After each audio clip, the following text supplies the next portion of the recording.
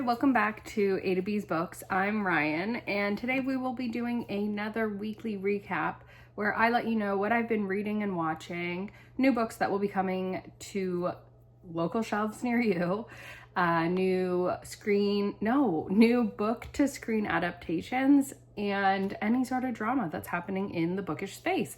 So if that's something that sounds interesting to you, please keep watching. First, we're going to talk about what I've been reading this past week. So we have The Massey Murders, which I finished, and I ended up rating it 4 stars.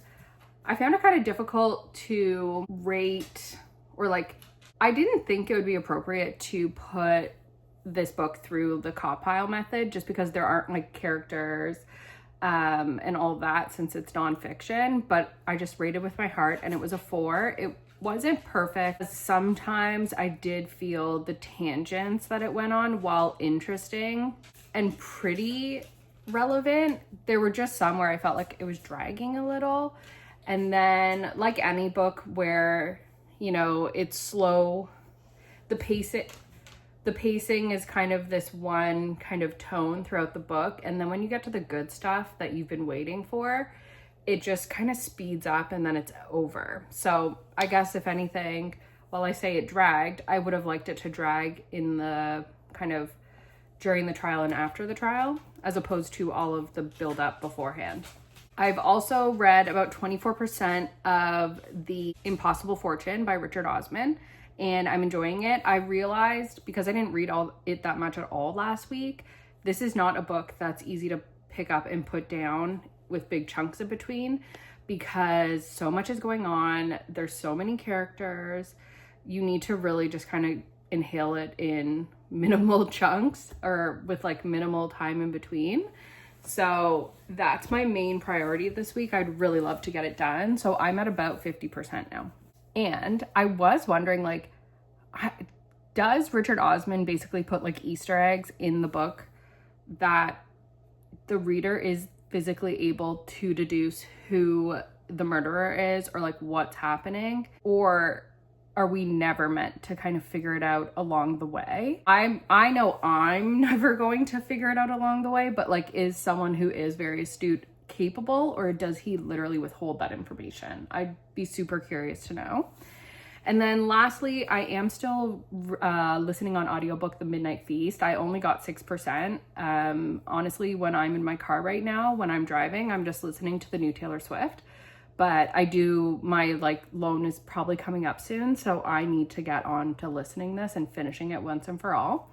And then what I've been watching is Bodies on Netflix. It came out in 2023 and it's super interesting. So basically it's 4 detectives in 4 different timelines, all have to solve the same murder. So I think it's in the late 1800s, the 1940s, 2023, and then there's one in the future, I think around 2051 or so. And the exact same body shows up in the exact same place with the exact same wounds and all that. And then they all weave together. So it's a bit sci-fi. It's super interesting and I'm really enjoying it. We have 1 episode left. And yeah, I would say check it out if you're into murder mysteries, sci-fi a little bit. Next on my TBR, so we have, I have my 3 books that I usually have on the go. So we've got an opening, and it will be Regretting You by Colleen Hoover, because I'm doing a bit of a buddy read with my friends in time for the movie coming out in a couple weeks. So that's it. I'm not a huge Colleen Hoover fan, but I do enjoy going to the movies with my friends and watching those types of movies. And I always like reading the book beforehand. So I figured I'd give it a shot. It must be a pretty good one if it's turning into a movie. However, both my friends have started it, and at least one of them is saying 50% in, and it is not to their taste. New to shelves this week, we only have 1 release that I'll be highlighting, and it will be coming out on Tuesday, October 21st. And it is called Finding My Way by Malala Yousafzai. She is a well-known public figure, and this is her memoir. So I thought it'd be interesting. I don't know a ton about her, honestly, and I've just seen her face to know that she's someone to know. But this book might be interesting if you're into memoirs. I'm not, but if I'm going to pick up someone's, it would probably be someone like her. The first chunk of the synopsis is, how do you rebuild yourself when your whole world changes overnight?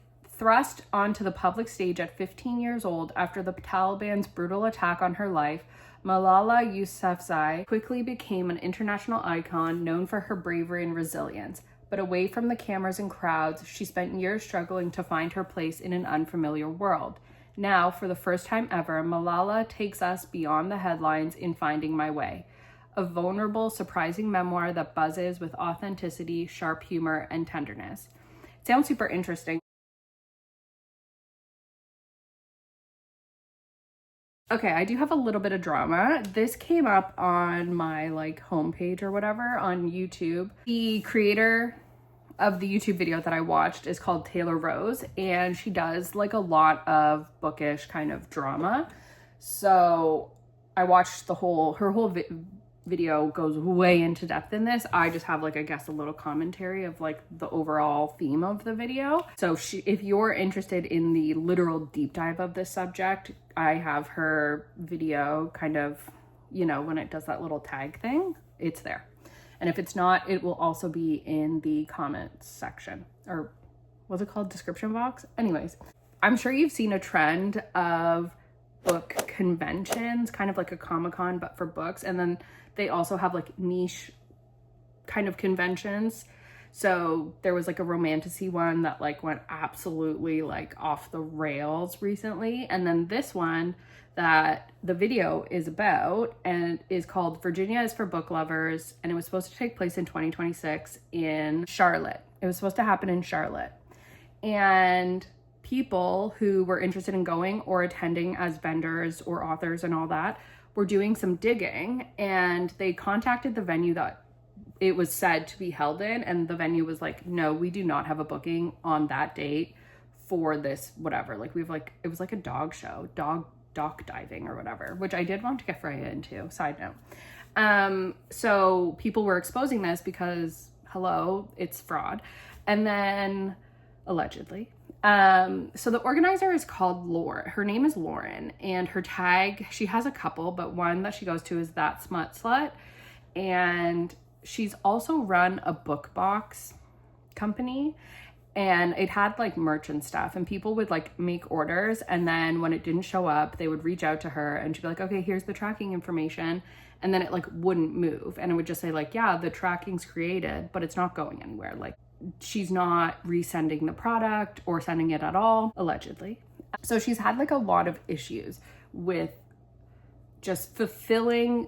She has these great ideas, but fulfilling and delivering on them, she's not able to fully do.